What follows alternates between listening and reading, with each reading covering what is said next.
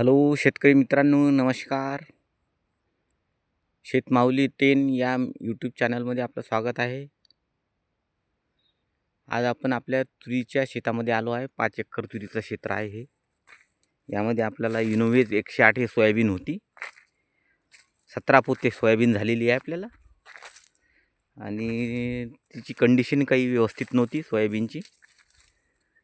3 प्रकारची सोयाबीन झालेली आहे. आता आपण सध्या तुरीची अवस्था पाहासाठी आलो आहे. बघू शकता तुम्ही, यावर्षी अति पावसामुळे तूर हे फुटण्यास, फुलोरावर येण्यास वेळ लागत आहे. दरवर्षीपेक्षा नेहमीपेक्षा जास्त वेळ लागत आहे याला फुले येण्यास. बघू शकता, कळी व्यवस्थितच आहे अजूनही. कुठे कुठे फुलं आहेत आणि कुठे कुठे आपले शेंगाच्या बाही सुद्धा तयार होत आहे. म्हणजे अशा 3 प्रकारची कंडिशन आपल्याला सध्या शेतामध्ये दिसून येते.